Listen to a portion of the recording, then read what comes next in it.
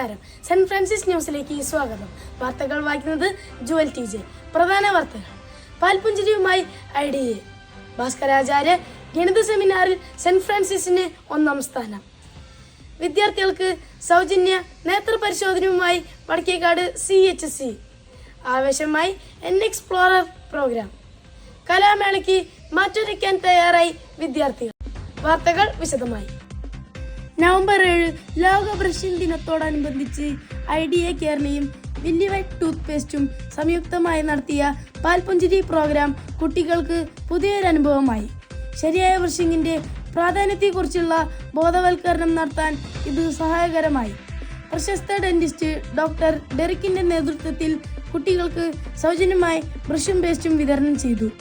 ഗണിതമേളയോടനുബന്ധിച്ച് November 8 നടന്ന ഭാസ്കരാചാര്യ സെമിനാറിൽ saint Francis UP സ്കൂളിലെ 7ാം ക്ലാസ് വിദ്യാർത്ഥി മുഹമ്മദ് K 1ാം സ്ഥാനത്തിന് അർഹനായി. വടക്കേക്കാട് കമ്മ്യൂണിറ്റി ഹെൽത്ത് സെന്ററിന്റെ നേതൃത്വത്തിൽ സ്കൂളിലെ മുഴുവൻ വിദ്യാർത്ഥികൾക്കും സൗജന്യ നേത്ര പരിശോധന നടത്തി. ഇതിന്റെ ഭാഗമായി കുട്ടികളുടെ ഹൈറ്റും വെയ്റ്റും പരിശോധിക്കുകയുണ്ടായി. കലാമാമാങ്കത്തിനൊരുങ്ങി ചാവക്കാട് ഉപജില്ല. നവംബർ 18 മുതൽ 21 വരെ ശ്രീകൃഷ്ണ സ്കൂളിൽ വെച്ച് നടക്കുന്ന ഉപജില്ലാ കലാമേളയിൽ മാറ്റൊരുക്കാനായി സെന്റ് ഫ്രാൻസിസിലെ ചുണക്കുട്ടികൾ. വാർത്തകൾ സമാപിച്ചു. നന്ദി, നമസ്കാരം.